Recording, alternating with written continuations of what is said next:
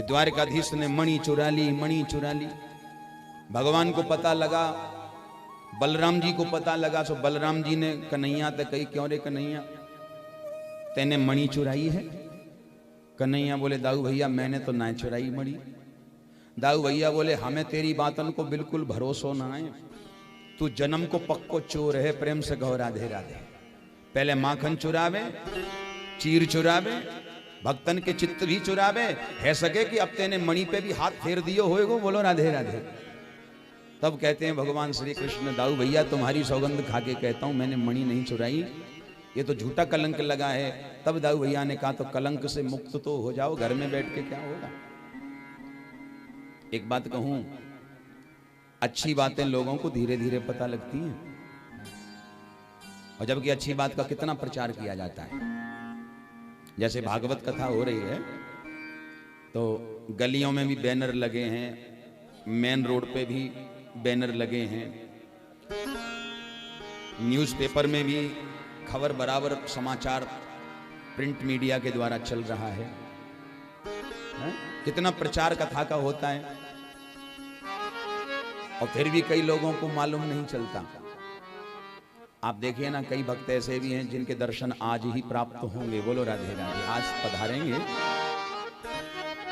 अच्छा एक बात और, जब आज आएंगे और बैठ के कथा को सुनेंगे, सुन के जब उन्हें आनंद की अनुभूति होगी तो कहेंगे, सिसोदिया जी कथा तो बड़ी सुंदर हो रही है, बड़ा आनंद आ रहा है। तो सिसोदिया पूछेंगे कि भैया एक बात बताओ, तुम 6 दिन से क्यों नहीं आए? अरे हमें तो पता ही नहीं चला, बोलो राधे राधे। आप बताओ, पता ही नहीं चला। अच्छा कथा की बात पता नहीं चलती, और किसी के घर में जरा खटपट हो जाए, कोई गड़बड़ हो जाए तो बोलो कोई प्रचार करता है या मैसेज डालता है, अपने आप पूरी प्रगति बिहार में हल्ला मच जाता, फलाने के घर में ऐसा हो गया। कारण क्या है?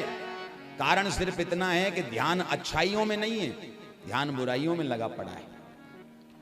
और बुराइयों में जब ध्यान होता है तो बुरी बातें बड़ी जल्दी समझ पड़ती है।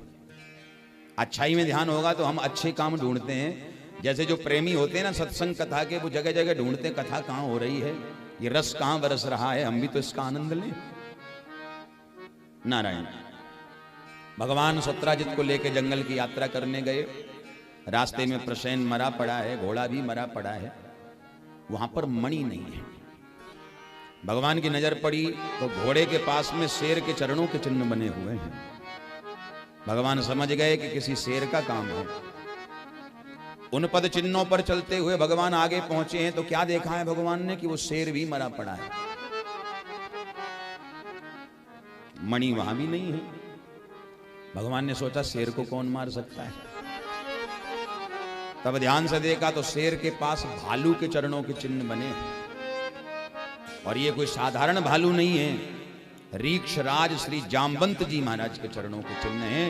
भगवान और पद चिन्हों को देखते हुए आगे बढ़े तो वो पद चिन्ह एक गुफा के अंदर प्रवेश किए। भगवान समझ गए कि ये भालू गुफा में गया है। सबको भगवान ने बाहर ही रोक दिया कि आप यहीं ठहरो, अंदर कोई खतरा हो सकता है, मैं अकेला जाता हूं। और भगवान अंदर गए, बड़ा दिव्य वहां प्रकाश हो रहा है। जाम्बंत जी की बिटिया जिसका नाम है जाम्बती, वो उस यमंतक मणि को हाथ में लेके उसके साथ खेल रही थी। भगवान ने जब मणि मांगी जाके तो रोने लगी। जाम्बंत जी को लगा कि हमारी बिटिया पे कोई संकट आ गया है। जाम्बंत जी बाहर निकले हैं। भगवान द्वारिकाधीश से पूछा, आप कौन हैं? मेरा नाम श्री कृष्ण है, द्वारिका का राजा हूं। यहां क्या करने आए हैं? बोले ये मणि लेने आया हूं, हमें दे दीजिए, बहुत भारी कलंक लगा है, झूठा कलंक लगा इस मणि के कारण। तब श्री जाम्बंत जी ने कहा कि अगर मणि चाहिए तो आपको हमसे युद्ध करना पड़ेगा। युद्ध में यदि आपने हमें हरा दिया तो मणि आपकी। भगवान बोले मंजूर है। और भैया अब युद्ध प्रारंभ हुआ। युद्ध क्यों चला? क्योंकि उसका एक कारण है, भगवान ने पूर्व में वचन दिया है जाम्बंत जी को। त्रेता युग में भगवान श्री राम जब लौट करके आए तो भगवान ने सबको सब कुछ दिया। जाम्बंत जी का नंबर आया और कहा कि जाम्बंत जी आपने तो हमारा बड़ा सहयोग किया, आप नहीं होते तो शायद हम युद्ध न जीतते, रावण जैसे पापी को मारना बड़ा मुश्किल था, और आपके सहयोग से ही ये कृपा हुई है, तो बोलो आपको हम क्या दें। जामवंत जी बोले हम युद्ध करना चाहते हैं, हमारी भुजाओं में खुजली मच रही है। राम जी बोले इतना बड़ा युद्ध हो गया, खुजली फिर भी नहीं मिटी। जामवंत जी बोले युद्ध हो तो गया, पर मैंने तो युद्ध किया ही नहीं किसी से। क्यों नहीं किया? क्योंकि हमारी बराबर का कोई योद्धा था ही नहीं, हम युद्ध करते किससे। और जामवंत जी ने तो यहां तक कह दिया कि सरकार, ना तो रावण की सेना में ऐसा कोई वीर था जो मेरा मुकाबला कर सकता, और ना आपकी सेना में। बोलो राधे राधे। अब बताओ फिर मैं क्या करूं, मेरे युद्ध की इच्छा तो अधूरी रह गई। तो आप युद्ध करिए।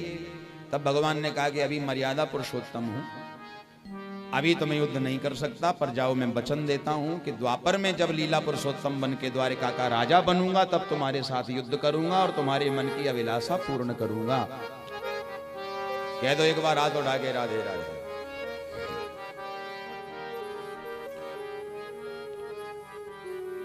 आज भगवान ने युद्ध की इच्छा पूरी करी, और इसके बाद वो मणि भगवान ने जब मांगी, लाओ अब तो मणि दे दो, तब जामवंत जी बोले मणि तो दूंगा, लेकिन साधारण रूप से नहीं दूंगा। फिर बोले मणि आपको दहेज में दूंगा, दहेज में। कैसा दहेज? बोले सरकार हमारी एक ही बिटिया है जामवती, और उसके लिए अभी तक कोई सुयोग्य वर नहीं मिला, आप ही कृपा करिए।